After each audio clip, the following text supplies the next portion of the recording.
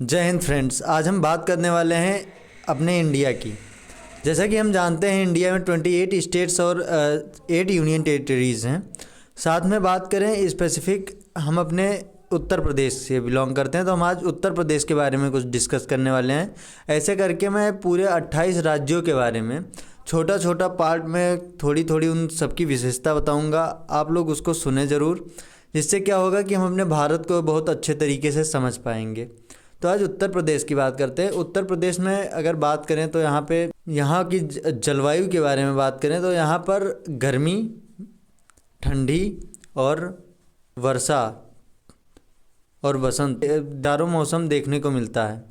जैसा कि हम जानते हैं कि जलवायु पर डिपेंड करती हैं क्रॉप्स, मतलब फसलें। जो फसलें हैं जलवायु पर डिपेंड करती हैं। जहाँ का जैसा जलवायु होगा वहाँ पे वैसी ही फसलें होंगी।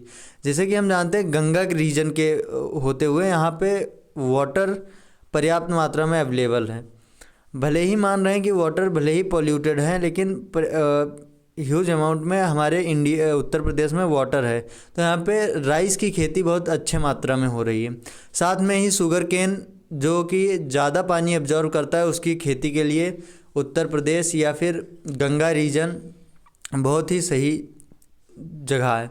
ऊपर से अगर एज कंपेयर करें हरियाणा से, तो हरियाणा पे क्या हुआ कि हरियाणा के किसानों ने अधिक मात्रा में चावल उगाने के लिए अंडरग्राउंड वाटर का मिसयूज़ किया, मतलब अधिक मात्रा में अंडरग्राउंड वाटर का यूज़ किया।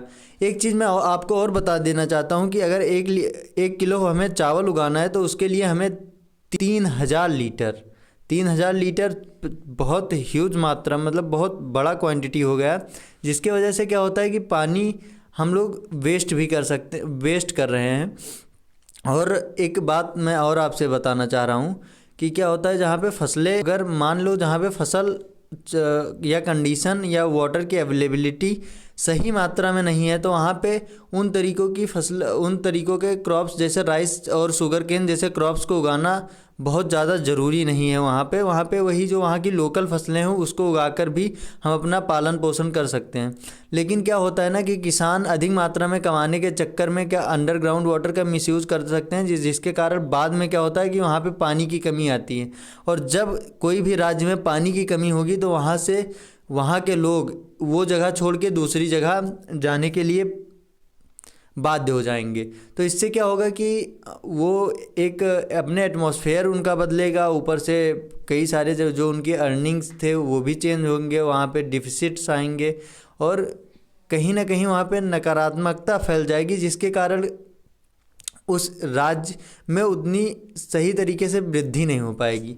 तो क्या हुआ, जैसे राजस्थान में, जैसा आप जानते हैं कि वहाँ पे रेगिस्तान जैसी भूमि में क्या हो सकता है, बाजरा अधिक मात्रा में होगा, तो वहाँ पे बाजरे की खेती की जाए तो सही रहेगा। जैसे जहाँ की फसलें या जहाँ की जलवायु जिस क्रॉप्स के लिए ज़्यादा सुटेबल है वहाँ पे वही खेती होनी चाहिए। जैसे क्या हुआ कि गुजरात की मैं बात की जाए तो गुजरात में ब्लैक सॉइल है, काली मिट्टी है।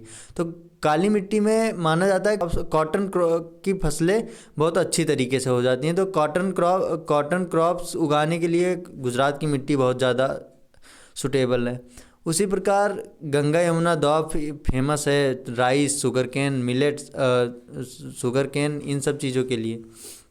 और बात करें हिली एरियाज़ की, तो हिली एरियाज़ में क्या होता है, माइनिंग्स जैसी अधिक मात्रा में माइनिंग्स होती हैं, वहाँ पे खनिज पदार्थ अधिक मात्रा में मिलते हैं। तो ऐसे ही हम लोग बात करेंगे पूरा एक स्टेट को बहुत ही बेहतर तरीके से हम डिस्कशन करेंगे। एक स्टेट के बारे में आपको मैं सारी जानकारी दूंगा, जिससे आप अपने देश भारत को बहुत अच्छी तरीके से समझ पाएंगे, जिसमें समझने में आपको कोई भी कठिनाई नहीं होगी।